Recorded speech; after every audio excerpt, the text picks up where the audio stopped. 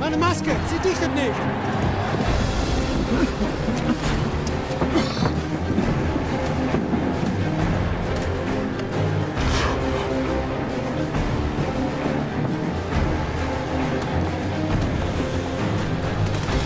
Ist die Luft rein? Sind wir sicher? Alles klar!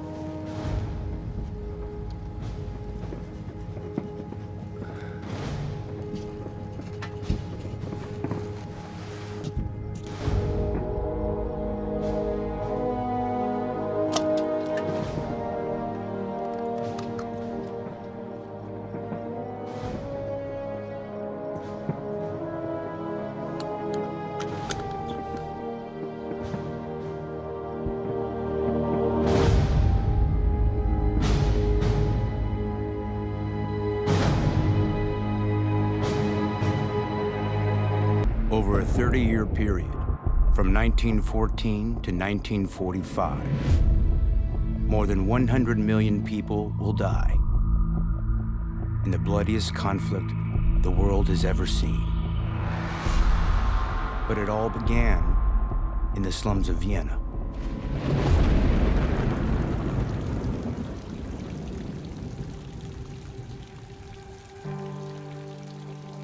At age 25, Adolf Hitler is a poor loner and aspiring artist, struggling to survive.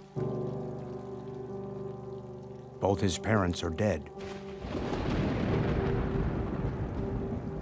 leaving Hitler truly alone in the world. He was a lost soul. He wanted to be an artist, but he couldn't get into the art school, and he ended up living in a flop house.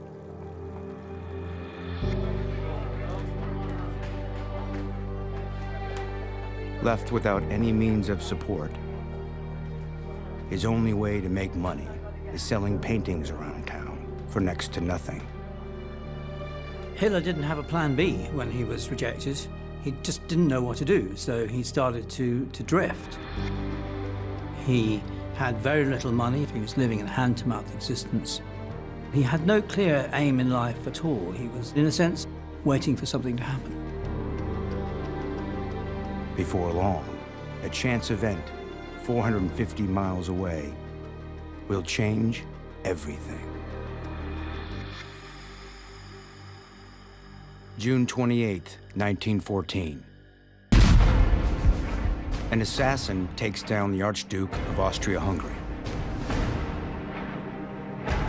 The murder ignites a deadly conflict that quickly erupts into war. From the tangle of alliances, two sides emerge. Britain, France, and Russia become known as the Allies, while Austria-Hungary, Germany, and the Ottoman Empire form the Central Powers. Filled with a patriotic sense of urgency, men on both sides rush to join the fight. For Hitler, it's the opportunity he's been waiting for. He quickly rushes to enlist. He tried out for the Austrian army. He failed the physical. He wasn't considered strong enough to carry a rifle. Rejected by his own country, Hitler turns to the German army, who's accepting almost anyone, as they work to build the largest fighting force in the world.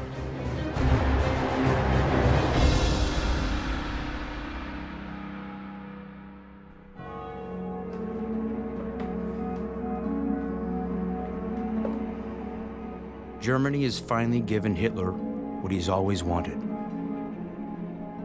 a place to belong. I think that the decision to enter the military for most people is not a decision to serve. It may be in a very general sense, but it's more often because something else is motivating you.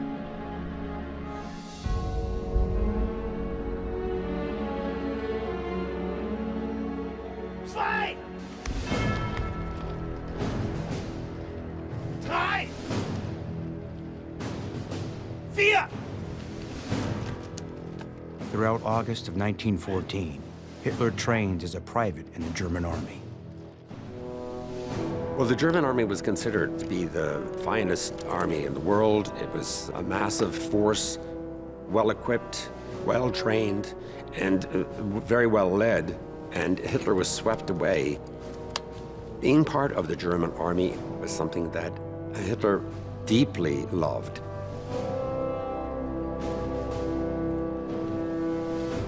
The structure of training transforms Hitler into a devout German soldier. Hitler joins 1.5 million Germans marching towards the French border and the unified Allied forces. In the history of warfare, armies this large have never met in combat.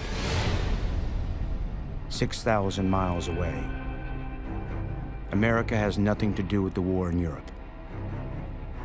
They're in their own war with Pancho Villa.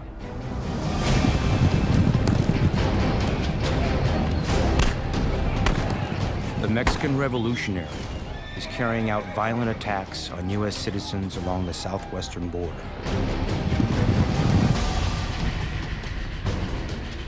But he goes too far.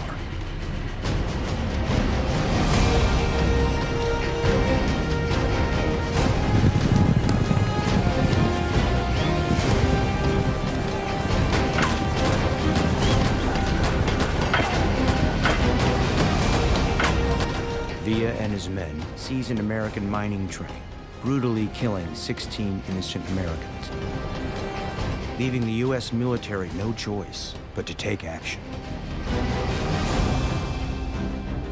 Nearly 5,000 American troops cross the Mexican border to take down Villa.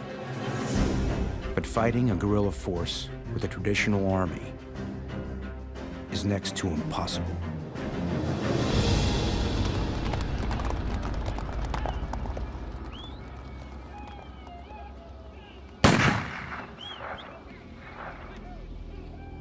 One Army captain is determined to find a different way. His name is George S. Patton.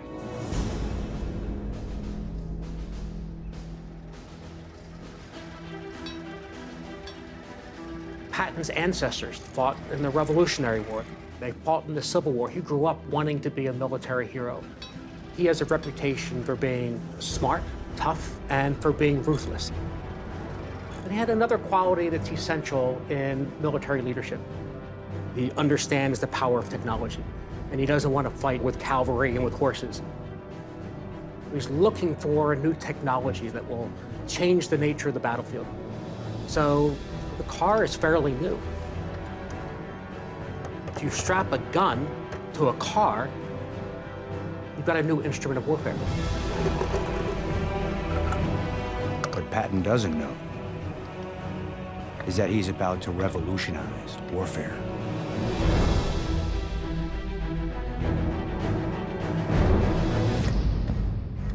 I think Patton knew only one direction, and that was forward. He had a lot of charisma. He was a very colorful leader. I thought he was very egotistical. And that's fine as long as you translate that into good leadership, but maybe a little bit over the top. Almost immediately, Patton is able to put his plan into action.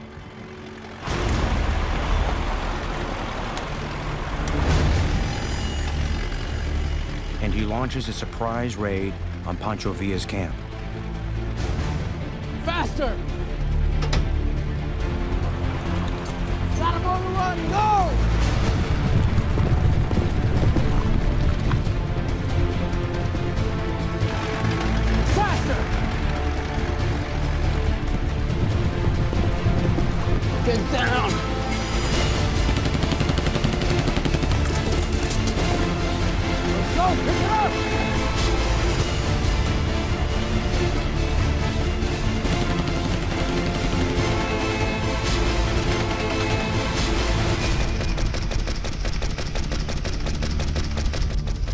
bandits are no match for Patton and his mobile army. And by the end of the fight, 3 of Villa's men have been killed, including his second-in-command. The first use of motorized warfare by the United States Army is a huge success. And for Patton, it's the first step in his rise to greatness. Half a world away, 2 massive armies collide on the battlefield. In the first major war with modern technology. When you look at World War I, it's about machine guns and, all of these sorts of new killing mechanisms. It's the beginning of the 20th century as a tech era. This is not men on horseback anymore. This is a motorized war. The advanced weaponry turns the conflict into a slaughter. 230 men are killed each hour. 1 death every 15 seconds. Really, the machine gun probably did more than anything else. They found that if they dug even shallow trenches and used machine guns, a small number of troops could stop a large attacking force. And then both sides started to dig trenches. And so they were locked along this line, the Western Front, which was this extraordinarily complex set of trenches that didn't move very much either way. The trenches cover 25,000 miles. Laid end to end, they would circle the globe. The area between the trenches is so deadly, it's known as no man's land.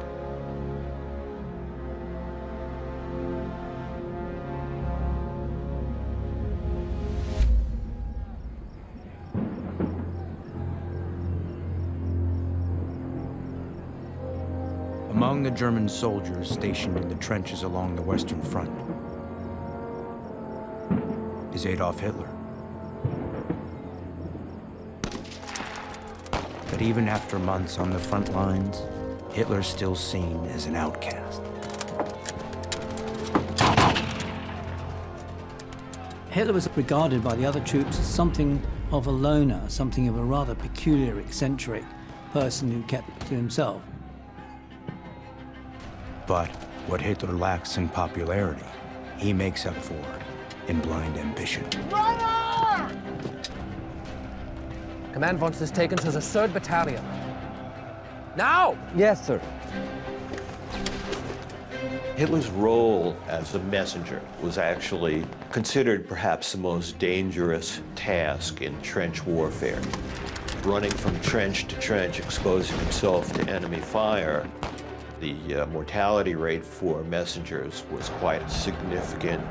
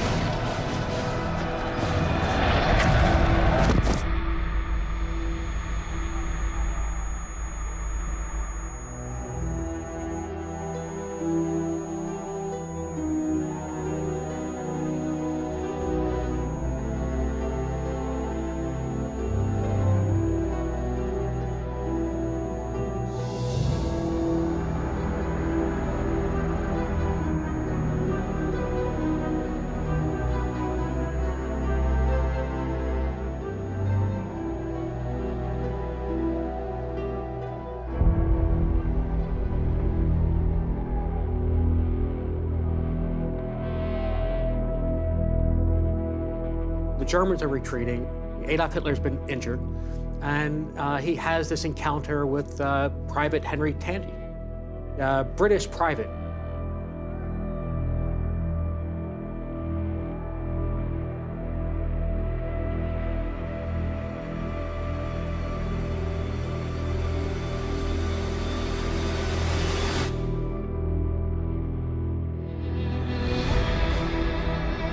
Tandy has Adolf Hitler in his sights.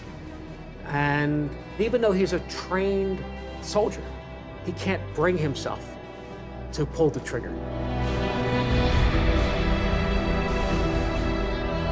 If Tandy had pulled the trigger, Adolf Hitler would have died on the battlefields in World War I, and the whole course of human history would have been changed. It's one of the great what-ifs in history.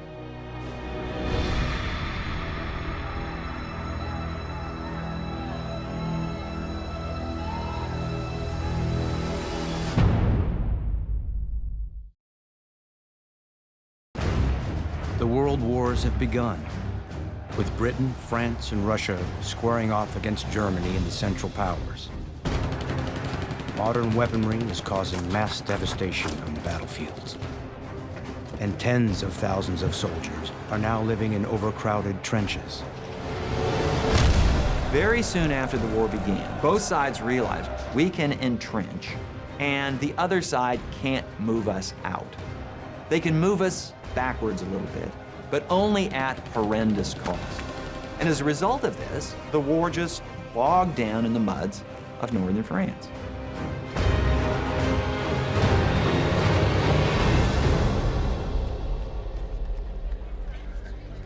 But in London, one man is convinced he can break the stalemate.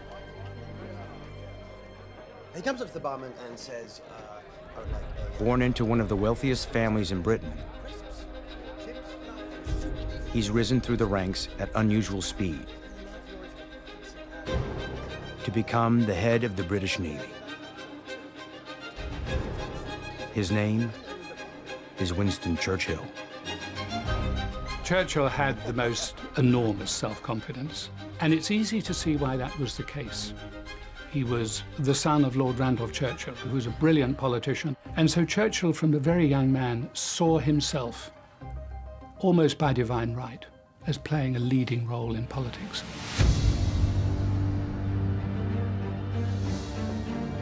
Churchill forms a bold plan that he's certain will change the Allies' fortunes.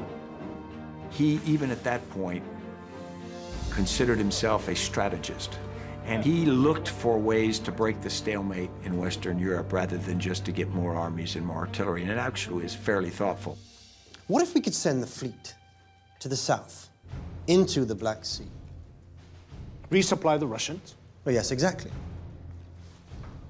But there's no way. Well, yes, there is. Through Gallipoli. Gallipoli? No. This is our way in. With all due respect, we are here to provide This is what we are doing.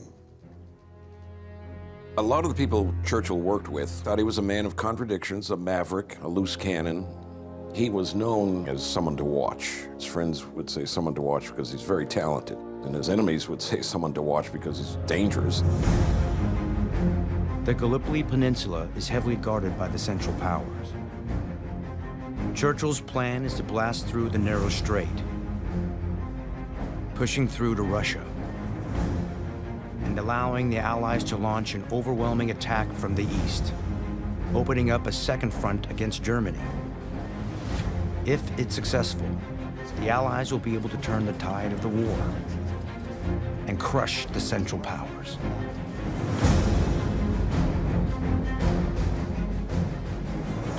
More than 100 warships set sail for what will be the largest amphibious invasion the world has ever seen.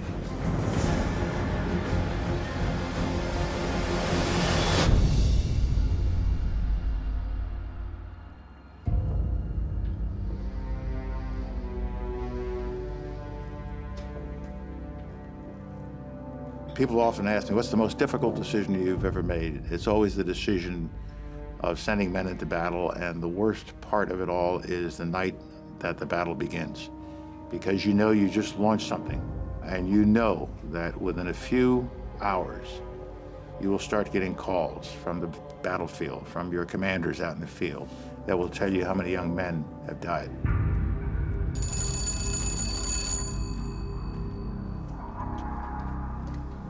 Yes? They're halfway up the Straits. They should have broken through by now. They'll make it. 4 ships sunk. Another burning. Losses were to be expected. The fleet is requesting permission to turn back. They are to press on at all costs. This is war. Gallipoli, I don't think, could ever have worked. The troops who stormed ashore were met by a hail of machine gun fire and artillery, and the casualties were appalling.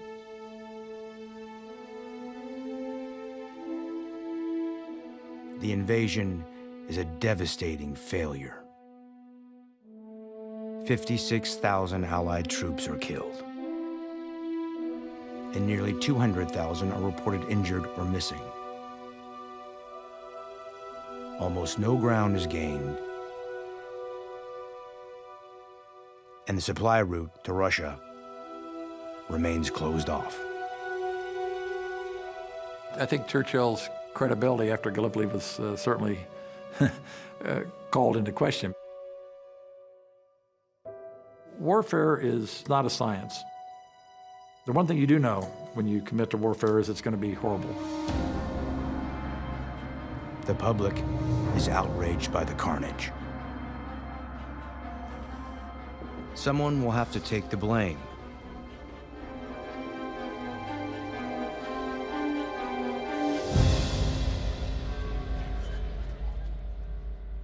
It's over. The plan was sound. Excuse me? The plan was sound. All we needed to do was keep pushing I'm afraid forward. your services as First Lord of the Admiralty are no longer required. I'll expect your letter of resignation in the morning.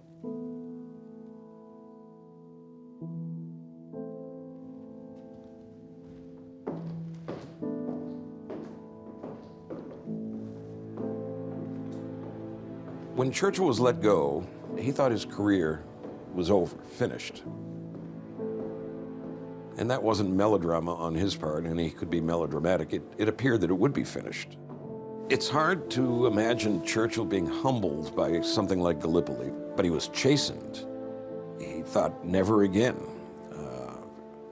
The next time, if there's a next time, and it didn't look like there would be, I'll do it right.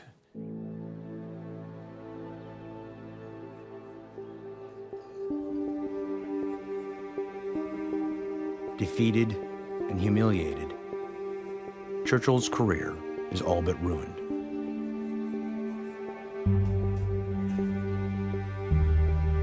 He's offered a desk job, which he turns down. He knows if he's ever going to redeem himself, he needs a new path.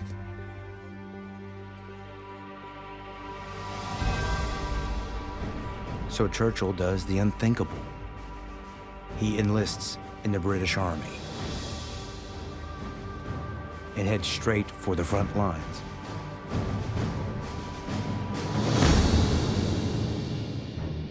While Winston Churchill looks for redemption, Germany looks to capitalize on its victory at Gallipoli, devising a plan to eliminate the Russian threat once and for all.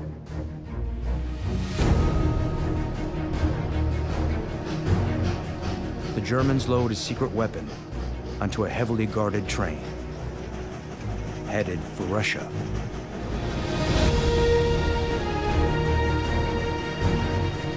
It's a weapon that promises to destroy their enemies from the inside out.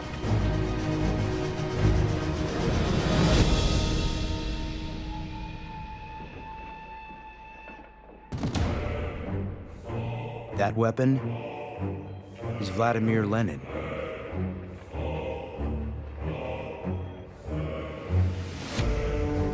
Lenin is the leader of Russia's communist revolutionaries. hell-bent on toppling the Russian Tsar. For the past 10 years, he's been in exile in Switzerland, until Germany sends him home on a train, along with over $10 million to fund his revolution. The Germans decided that they would take this enormous gamble and bring Lenin back to Russia to bring about a revolution to get Russia out of the war. That's about as radical a step as you can take.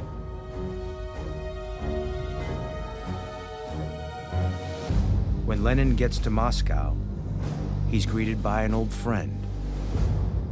6 times he's been exiled to Siberia, and 6 times he's escaped. His name is Joseph Stalin. Comrade. Comrade. Let me show you to your place.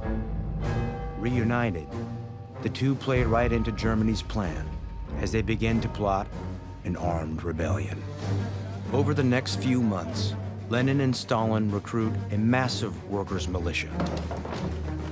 Using the $10 million from the German government, they quietly amass a stockpile of weapons until they are ready to make their move. I have arranged to take the train stations and the telephone communications. And the palace guard. Many of our sources say they are sympathetic to our cause. Our timing has to be perfect.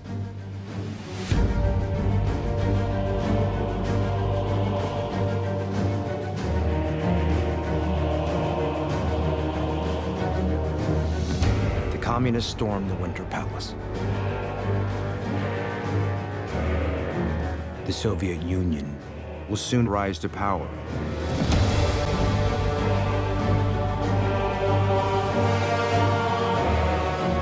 This is just the beginning, comrade.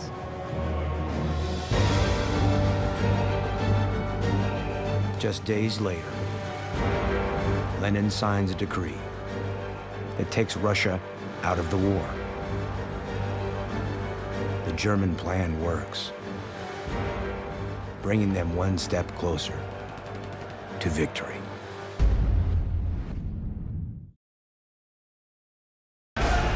Europe is at war, and in a bold move, the Central Powers have ended the fighting on the Eastern Front, sending exiled revolutionary Vladimir Lenin back to Russia,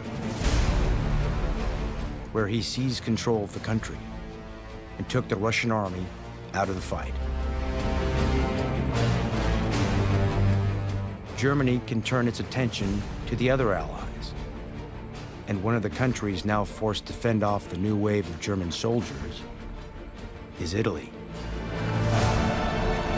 Italy joined the fight in 1915, and now must face the full might of the German army for the first time. Tens of thousands of troops are rushed to defend the Italian border in the Alps.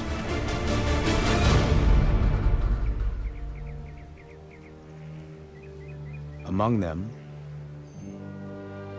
is a sharpshooter named Benito Mussolini.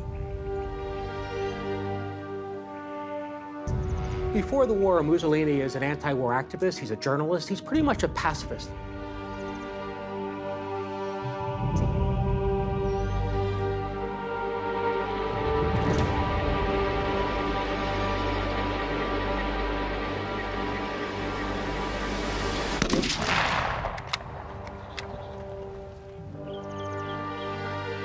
The time spent defending Italy's border makes Mussolini hungry to return Italy to greatness. Mussolini becomes a very different person than he was before the war. His whole attitude toward his nation and his role in it changes. He develops this hyper sense of nationalism, this real pride in his country. The horrors of war have transformed Mussolini into a ruthless killing machine, a trait he'll take back with him to Rome. 600 miles to the north, in Belgium, the British Army digs in.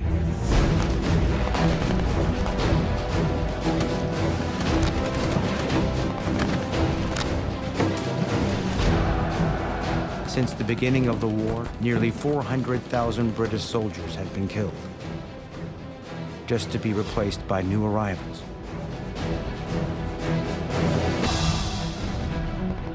Among the new recruits is a man battling back from the biggest failure of his life.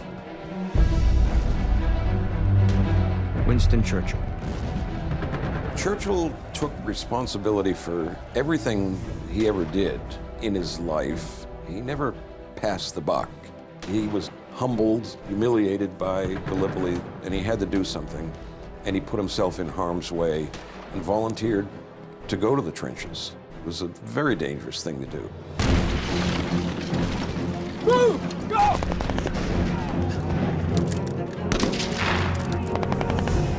Sir, second platoon lost this main trench. Get me the multitude from the West Reserve now!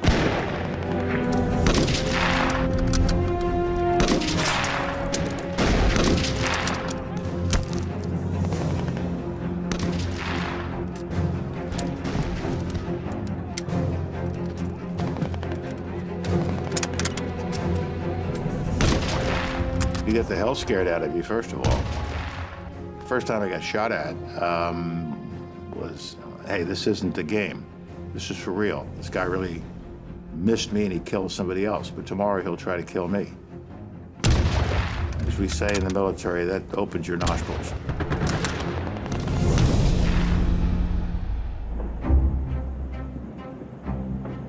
With British casualties escalating, Churchill is quickly promoted and discovers he has what it takes to lead men into battle.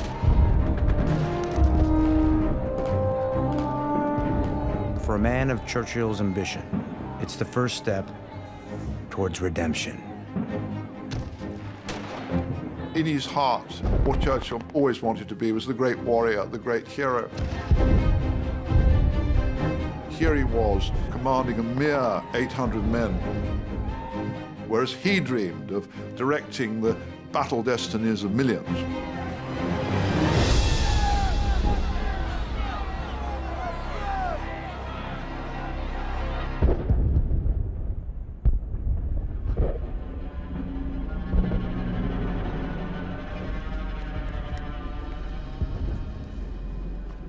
The fight seems unending.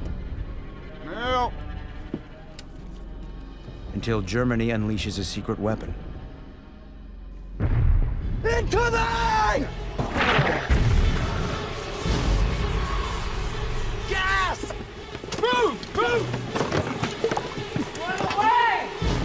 Go! Go, go, go, go! Get on!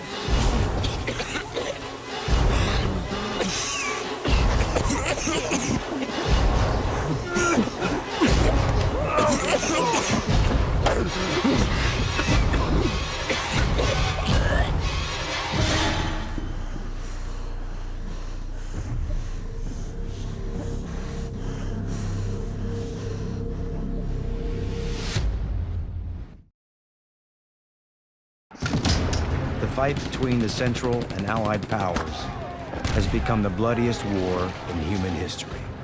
By 1917, nearly 7 million British, French, and German soldiers have been killed. Gas! Go!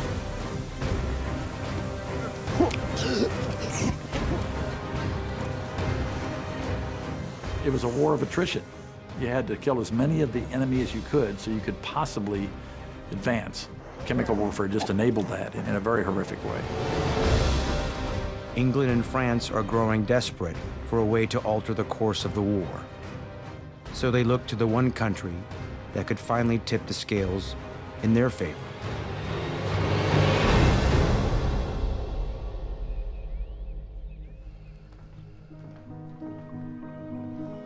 Until now, President Woodrow Wilson has kept America out of the war. Wilson recognized that the American people did not want to get involved in a war, particularly if it's a war far away involving people and for causes that we had nothing to do with. Frankly, the American people did not see themselves at immediate risk. But with hostilities escalating, a peaceful solution seems less and less likely. And Wilson's advisors urge him to begin preparing military forces. Among them is the 35-year-old Assistant Secretary of the Navy, Franklin Delano Roosevelt. Mr. President, I recommend an immediate allocation of more funds to our naval resources if we want to maintain military preparedness. Wilson found himself being drawn closer and closer to war. In the spring of 1915, the British liner the Lusitania was sunk, and on board were over 100 Americans. Now, this was a big deal. Until this time, it had been a European war, but now in this European war, Americans were getting killed. American resentment grows against Germany. And on February 26, 1917, it finally reaches a boiling point. Mr. President, I think you should look at this right away.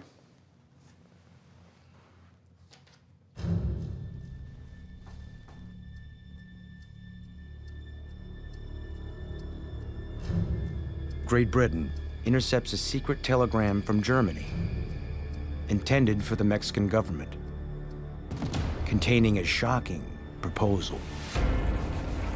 The Germans are offering to fund a Mexican invasion of the United States that would allow the country to reclaim the border states of Arizona, New Mexico, and Texas.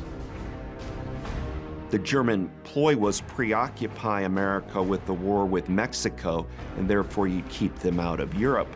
Well, this incensed a lot of Americans, and rightfully so. The U.S. government releases the contents of the secret message, and almost instantly, anti-German protests erupt all across America. The Zimmerman telegram was one of the stupidest things the German government ever did. Texas didn't care about the war in Europe. Now, all of a sudden, the Germans are trying to return Texas to Mexico? Enough with Germany. They need to be taught a lesson. President Wilson signs the declaration of war in April of 1917. Germany's plan to keep America out of Europe completely backfires. The Americans may finally be ready for war, but their military isn't. The U.S. has a standing army of only 100,000 men, while the German army has 4.5 million. The United States hurries to build its military, and those few with fighting experience are rushed to France.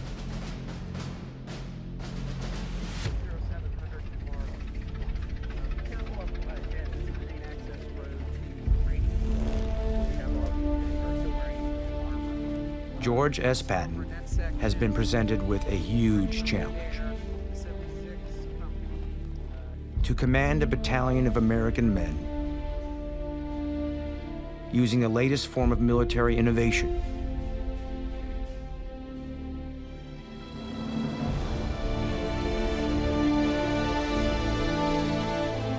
The tank.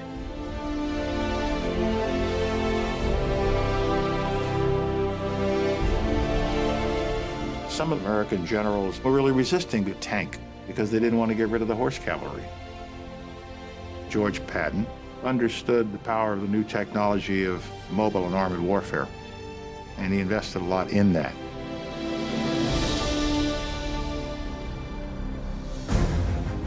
The tank is already being used on the Western Front, but with little success.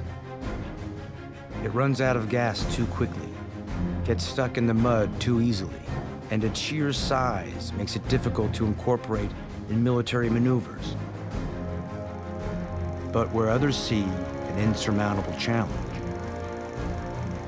Patton sees a chance to prove that his tanks can break the stalemate.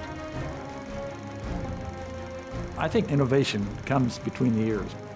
It's not about the gizmo. It's about how you think about using technology and so forth. You have to give credit to people like Patton that experienced World War I, that had been thinking about how to employ new things.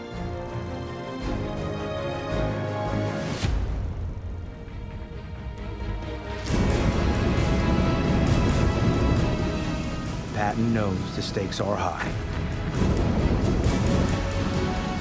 But with his battalion of tanks,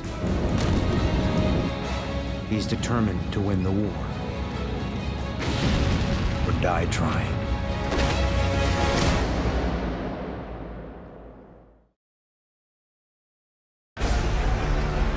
The global war rages in Europe as the Allies fight to hold their ground against Germany and the Central Powers in the sprawling system of trenches.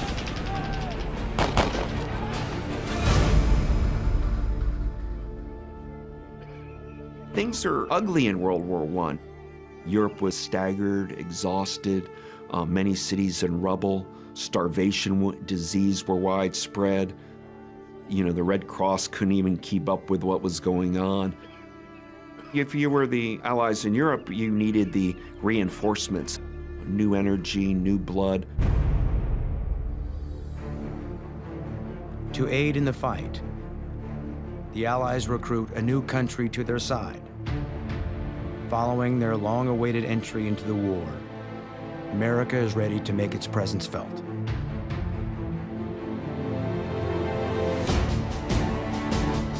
Their first major offensive is an attack on the Western Front, hoping to force the Central Powers out of their trenches and drive them out of France. They're armed with a secret weapon of their own, a battalion of lightweight tanks, under the command of Colonel George S. Patton. In a column, we're gonna go down the main road. Don't let anyone know we're coming. Move it on. Yes, sir. Patton is testing his new strategy. He's leading this new form of weaponry, the tank. So it's an important battle for him to prove that tanks are valuable on the battlefield and also to establish himself as an important military leader. For Patton, everything in his career has led up to this moment. George Patton had grown up to be a soldier. It was his identity. And so in the First World War, he is in his element.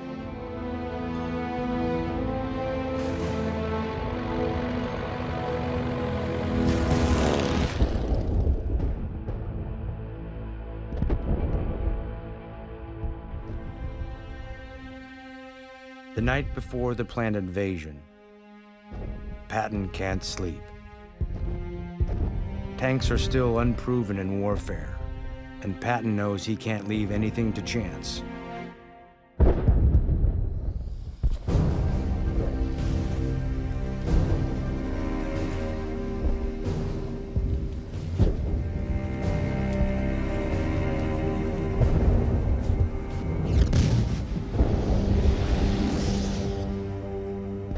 He slips out of the trenches totally unprotected, deep into the heart of no man's land. He's scouting a route to ensure his machines won't get stuck in the mud.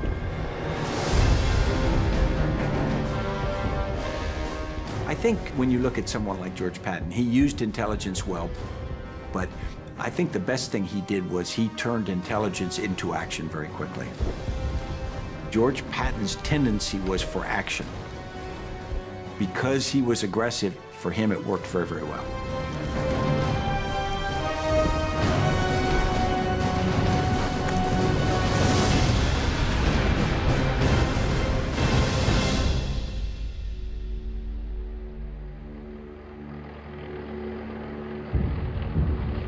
On September 12, 1918, Patton and his forces sweep onto the battlefield from every angle.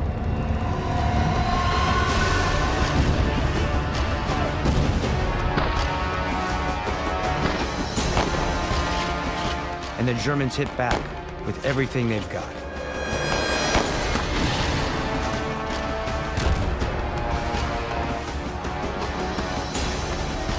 But all of Patton's intelligence is paying off. And his tank brigade begins to break down the German line.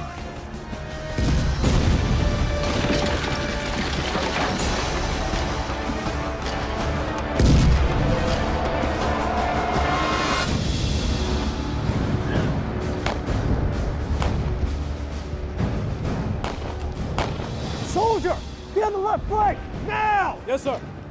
General, Charlie Company is advancing. Take position on the ridge. Yes, sir. Keep moving! Keep moving! Lieutenant George S. Patton, 1st Tank Brigade. Brigadier General Douglas MacArthur, 42nd Infantry. General, sir, they need you at the front.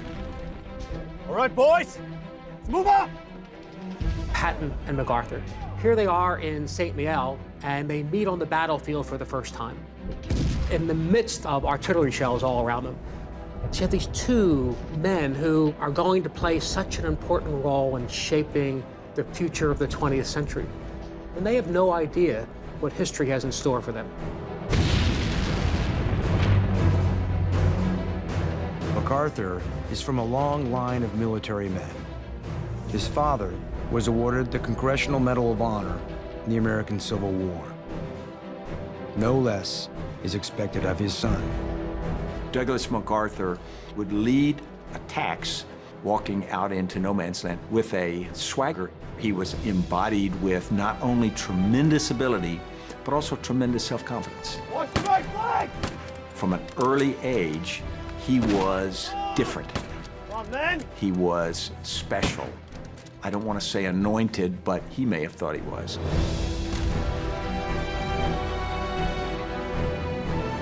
The two West Point graduates will be allies and rivals for decades.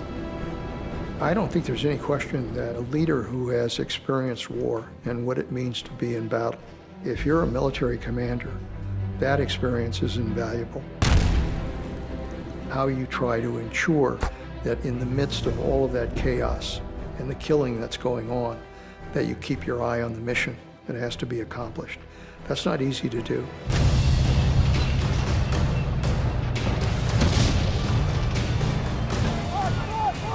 The two men lead the Allies to victory as the German line crumbles. And for the first time, the Central Powers are on the run.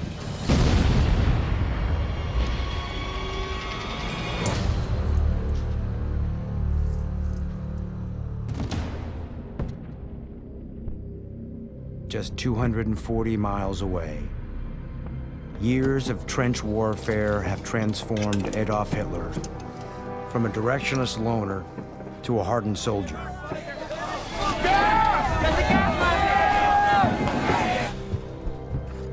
Hitler has escaped death twice.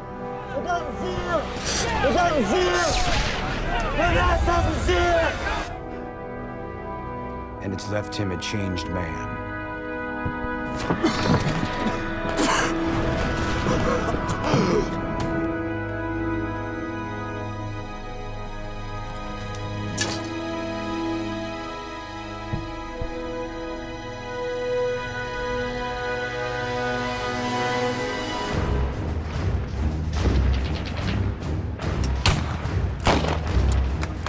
Hitler didn't feel at this time during the First World War that he was a man of destiny at all.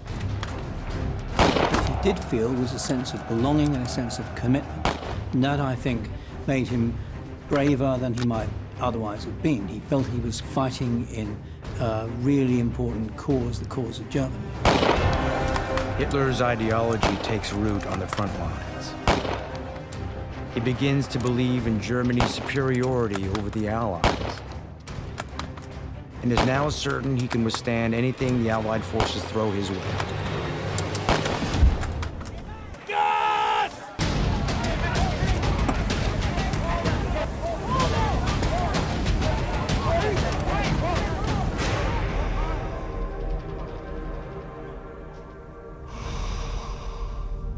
The gas attacks are endless.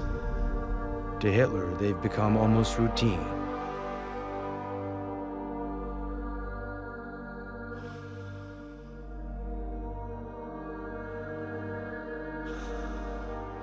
But this time, it's different.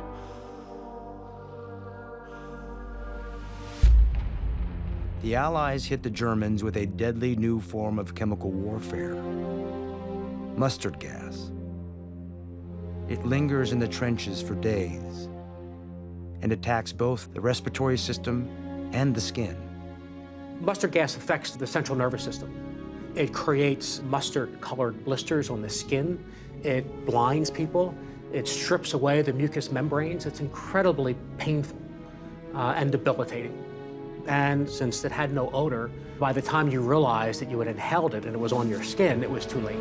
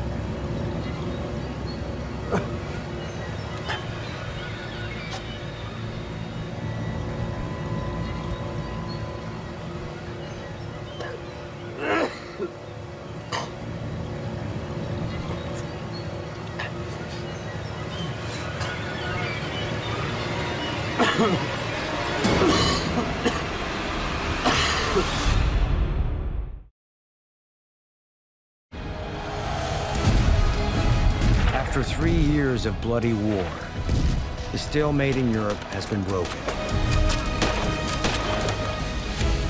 The United States has joined the fighting, giving Allied armies the needed boost. Hold back! And driving the Germans back to their original defensive line in northern France. But the German army remains powerful, meaning the Allies have to act fast.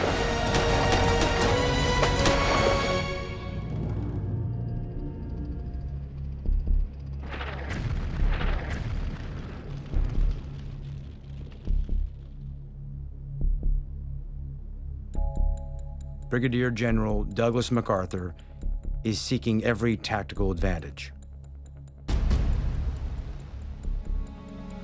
Military leaders are human beings that are remarkably different in personality and background. Every so often, someone crosses the constellation of military leaders a little bit like a shooting star. And Douglas MacArthur did that. MacArthur learns of a surveillance photograph of German trenches along the Western Front that reveals an undetected gap in the German line. Where others see an unbreakable defense, MacArthur knows he can exploit that weakness. Intelligence is essential, and the more you can get, the better. But at the end of the day, it's your instinct as a senior person. The reason we're wearing stars or have these elevated positions is that we have demonstrated over the years our ability to have an instinct that works. MacArthur is determined to break through the line and surround the Germans in their trenches. Supported by George S. Patton and his battalion of tanks.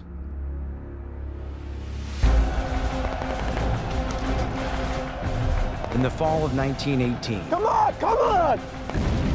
the Allies launch an all-out attack and what will come to be known as the 100 Days Offensive. Boosted by MacArthur's men and Patton's tanks, Move! the Allied armies become the most dominant fighting force the war has ever seen. Press forward! Both of them had big egos, but there's no doubt that both of them were brilliant on the battlefield. Good! Keep advancing! MacArthur was an extraordinarily talented and effective military leader. Fire! Patton, for what he was asked to do, which was trying to break out of the trenches, there was probably nobody better. Move! Come on! Move! Into that!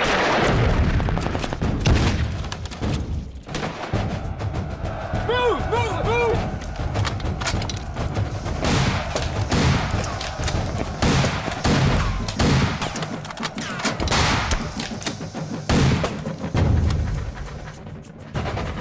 The Allies relentlessly attacked the German line from every direction.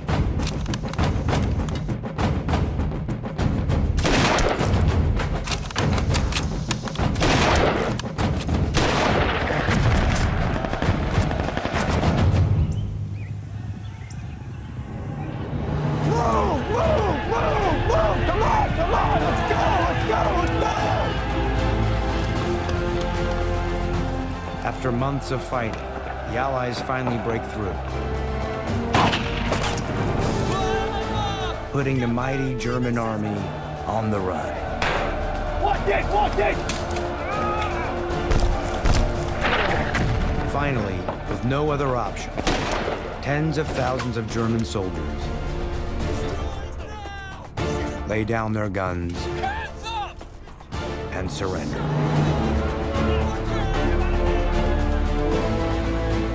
You look at the great leaders, these are men who understood the most important resource they had available to them to fight a war. Not the weapons, not the planes, not the tanks. It's the soldiers who get it done. And leadership is all about inspiring your soldiers to achieve a decisive win.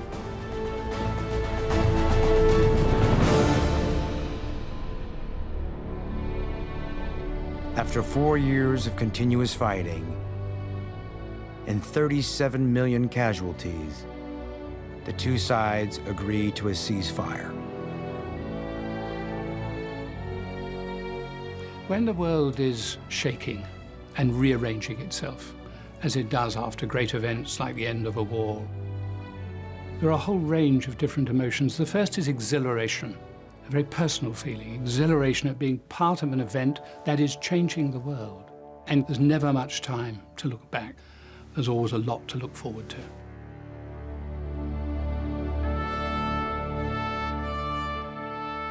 While most of the world celebrates the end of the fighting, some, deep in the heart of Germany, refuse to accept defeat. Hitler was wounded in a gas attack at the very end of the war, and he was then hospitalized, temporarily blinded. There are people who will be losing war against the Western armies. While he was in hospital, he was then told that Germany had lost the First World War. And that's a crucial turning point in Hitler's life. In Hitler's worldview, it was always dead or alive. Win or total defeat. For him, surrender was something un-German. You are a coward somehow if you surrender.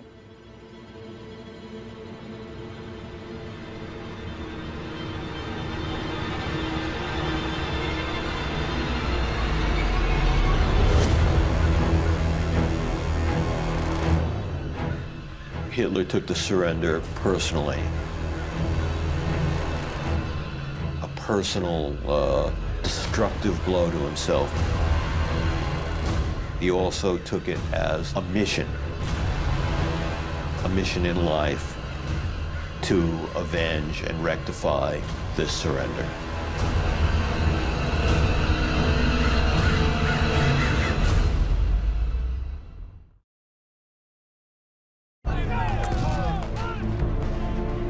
After 4 long and bloody years and 37 million casualties, the United States and the Allies have finally claimed victory, forcing Germany to surrender.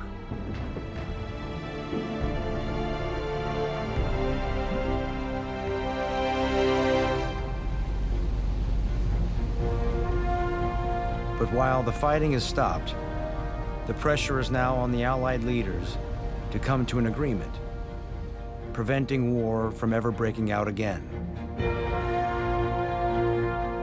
As negotiations to secure the peace get underway in France, massive crowds greet the world leaders, including United States President Woodrow Wilson Woodrow Wilson was the first president of the United States to spend anywhere near 6 months outside this country. And he felt that for him to send anyone else to negotiate the peace, it would not have been as well done. Wilson said, whatever happens with this settlement of this war, if it goes well, give me credit. If it doesn't, blame me.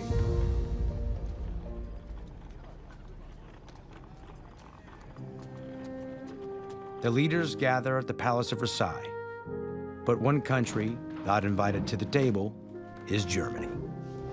Gentlemen, please sit down. If we can start by considering the points before we discuss any of the individual ideas, or... The main thing that Woodrow Wilson wanted to accomplish at Versailles was defanging Germany, not allowing them to develop a huge war machine again. This was what the victors all wanted to see happen. But as negotiations get underway, Wilson quickly realizes that each country has come to the table with their own agenda.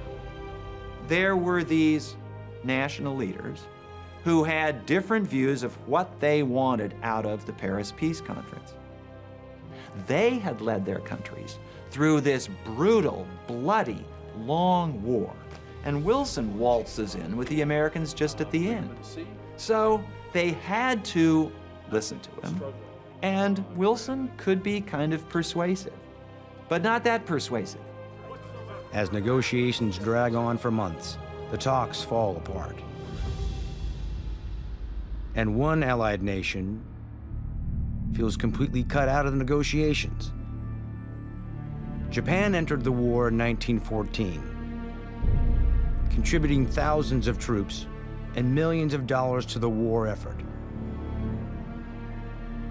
They come to Versailles with one goal: to be treated equally.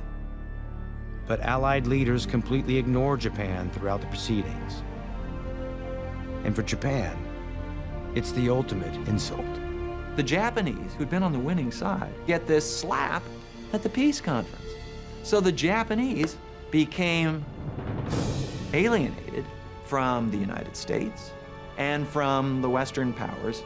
And it was a fairly straight line from there to the belief that if we're going to get any respect, it's going to be by fighting our way to respect it.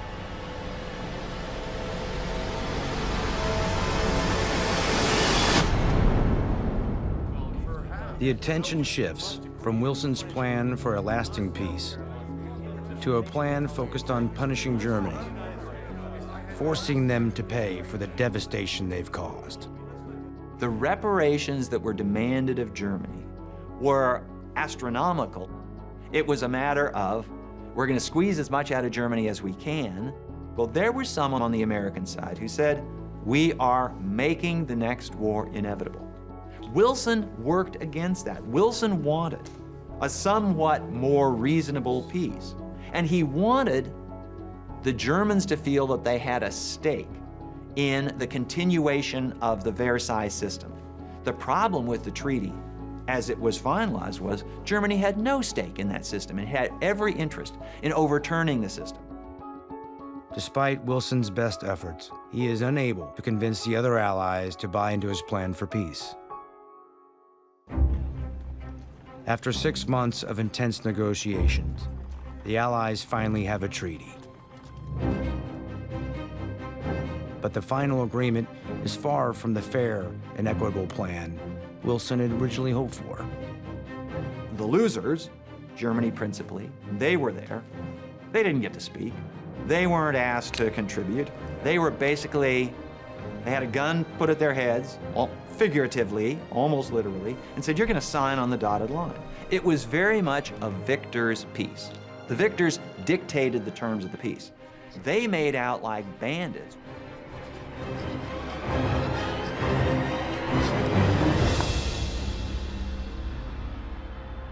Europe is finally at peace. But while most of the world celebrates, Germany is ordered to pay the Allies over $80 billion, the modern equivalent of nearly $500 billion, a debt they won't pay off until 2010. As a result, the government quickly goes bankrupt. leaving millions of Germans impoverished.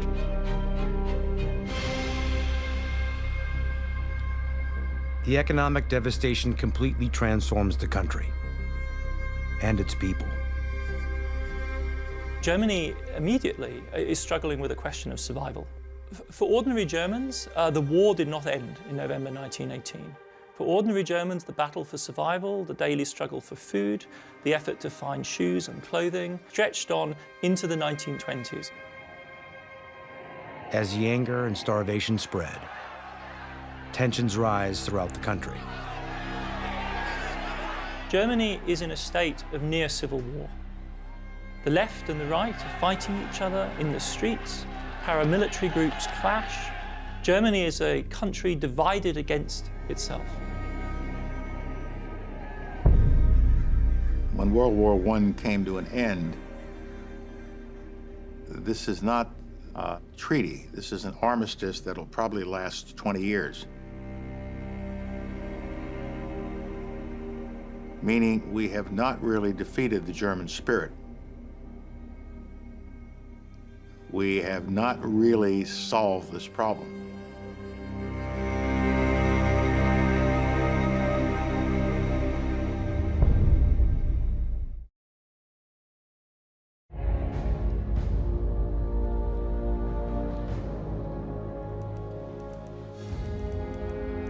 Among them is Winston Churchill.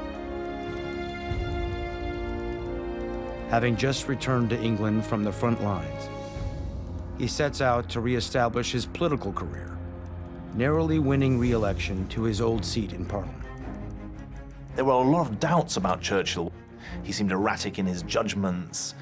His decision in respect of the Gallipoli campaign had disastrous consequences. But it was in war that he proved his leadership credentials. And that's what transformed him. Churchill returns to government, convinced the German threat hasn't gone away.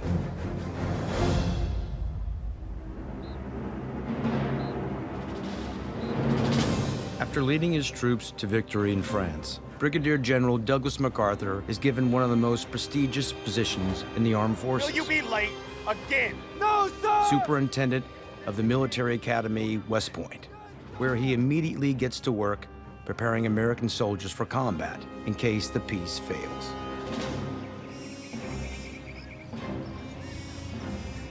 "240 miles away, at his tank academy in Camp Meade, Maryland, Colonel George S. Patton Ready! is also training the next generation of American soldiers. Aim! And like MacArthur, he's betting the ceasefire won't last. Fire! Fire! Fire! Fire!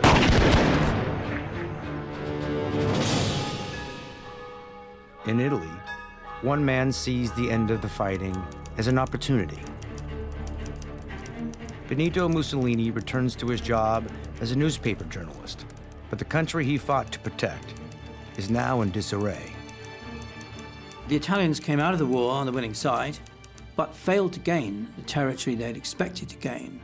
And there's a sense of outrage about this amongst Italian nationalists, a sense almost that Italy's lost the war despite being on the winning side. Mussolini uses his newspaper to convey his view of a new Italy, that under a strong leader, the country can regain the glory of the Roman Empire. He believes he can be that leader, the man who returns Italy to greatness.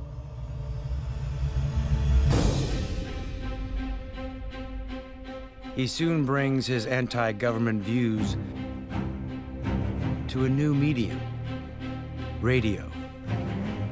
We have actually been at war since we lifted the flag of our revolution, which was then defended by a handful of men against the Masonic, democratic, capitalistic world. Mussolini was a man of strong words. He liked the idea of overthrowing existing institutions. He favored the use of violence to do this. To make his vision a reality, Mussolini forms a band of disgruntled former soldiers called the Black Shirts, who terrorize his political opponents and begin preparing for an armed revolution. In a matter of months, Mussolini has launched a movement that is about to change the fate of Italy.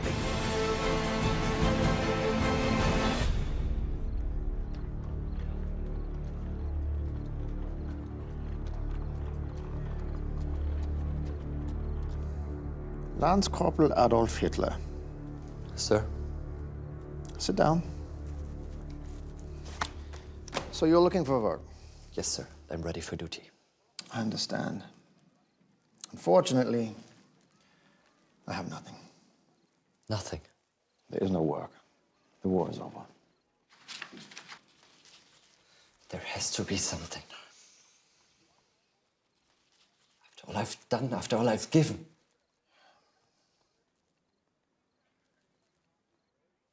There's a new political group in town, the German Workers' Party. We need to find out more about them and what their intentions are. Yes, sir. Try to not stand out.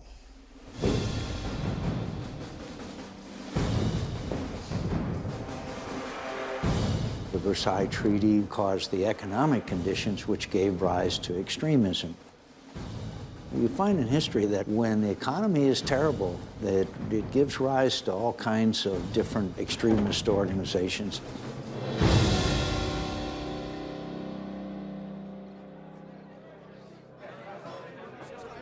Hitler is assigned to infiltrate the German Workers' Party, one of many anti-government organizations that have formed in the wake of the treaty.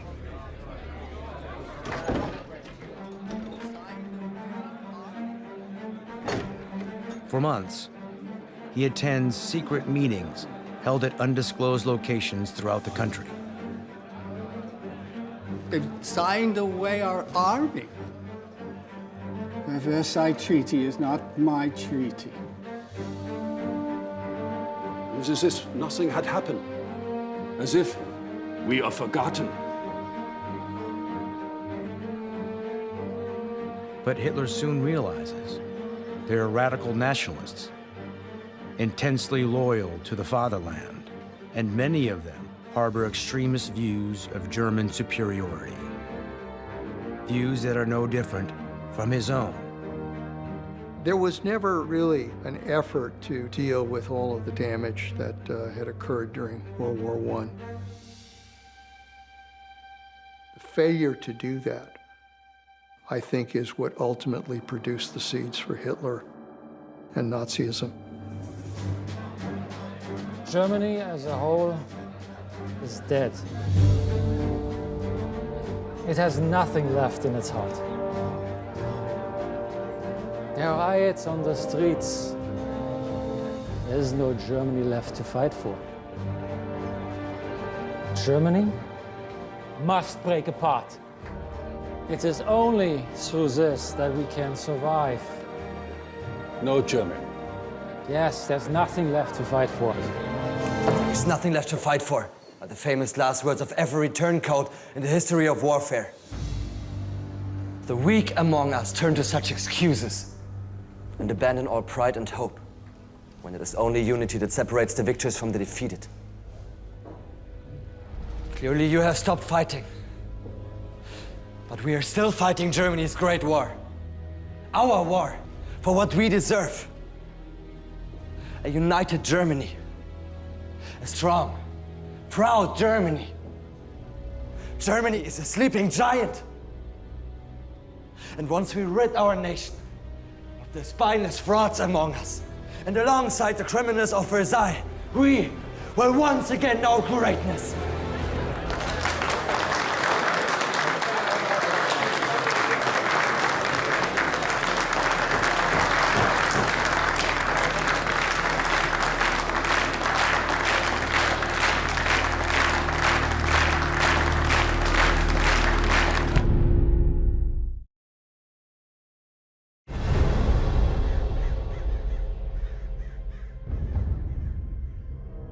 Adolf Hitler leaves the German army to fully devote himself to the anti-government Workers' Party.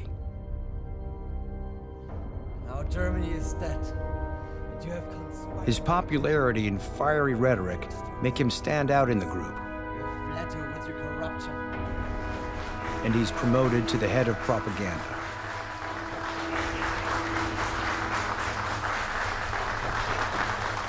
We call ourselves the National Socialist Party! Under Hitler's leadership, membership in the National Socialist Party quickly expands as Hitler experiences his first taste of real power.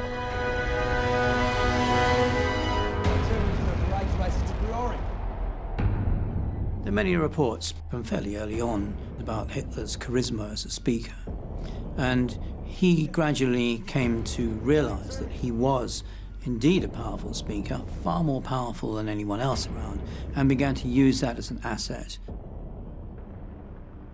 To cast all Germany under his spell, Hitler needs an image that will burn into the minds of millions. Nowadays, we'd call it a logo, of course. It was designed personally by Hitler, and it may be that he put some of his artistic impulses into this. The essential part of it ultimately went back to India, but it was taken up as a symbol of racism and anti-Semitism, combined with the red background for socialism and the red, white, and black colors for the old Kaiserreich.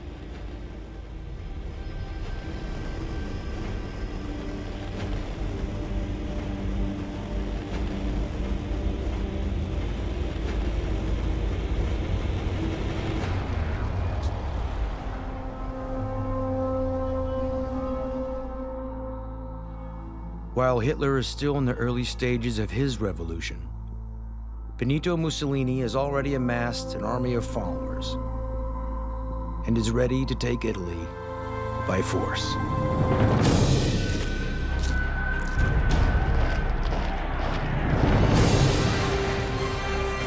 For 7 days in October of 1922, in a massive show of his popularity,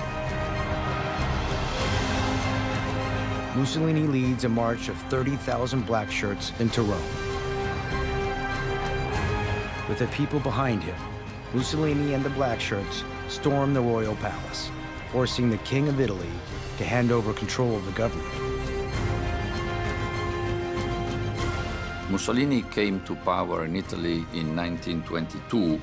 His successful march on Rome was eased by the process of expanding ego and adulation by the people around Mussolini, and then eventually most of the public opinion in a country.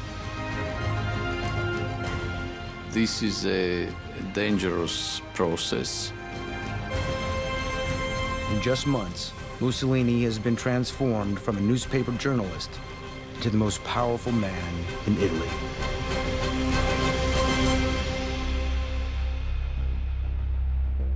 "600 miles to the north, Adolf Hitler is watching everything Mussolini has done, and he wants that same ultimate power for himself. So he amasses an army of his own. Hitler does seem early to have been very impressed by Mussolini and indeed by the March on Rome. His rise to power was modelled on what the Italian fascists had done in Italy.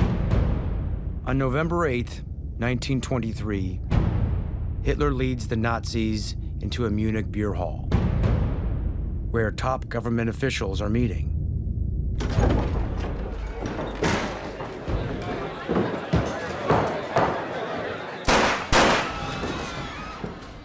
Germany is dead, and you have conspired to kill her.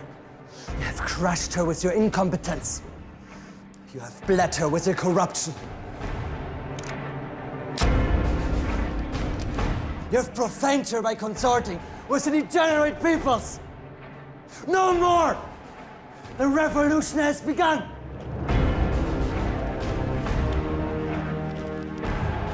Join us now, as we give birth to a new Germany. You watch him and you think of how Adolf Hitler was able to do that, to get other people to follow him I think it was partly because he could persuade people that that was a good thing to do, and partly because people were intimidated by it.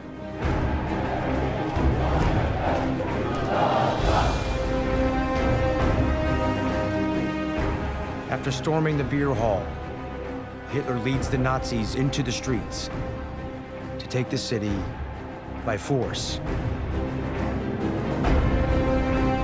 But unlike in Italy, the German police are prepared. Halt! Ready!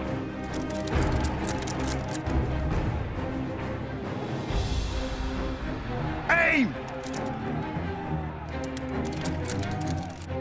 Join us!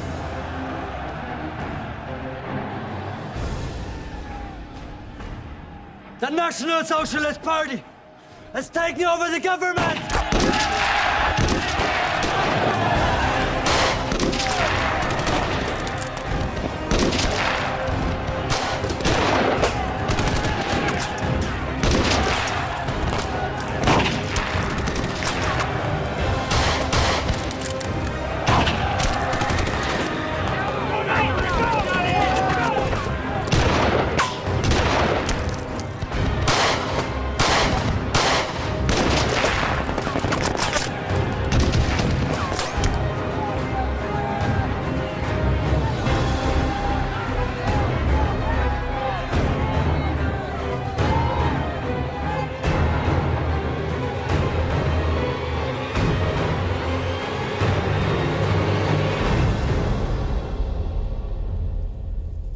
Unlike Mussolini, Hitler's attempt to seize power is a failure, and he's arrested and charged with treason.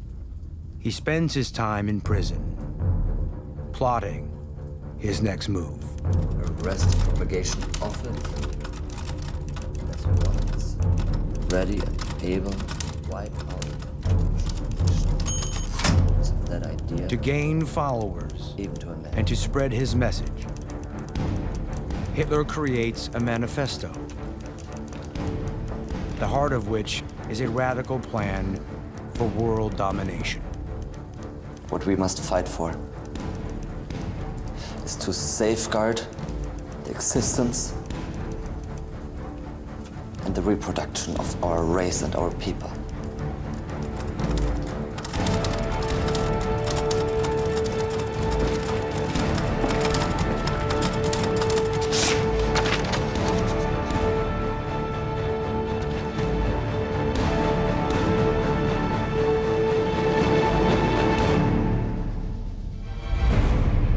Coming up on the World Wars, the fighting may have stopped, but the war isn't over.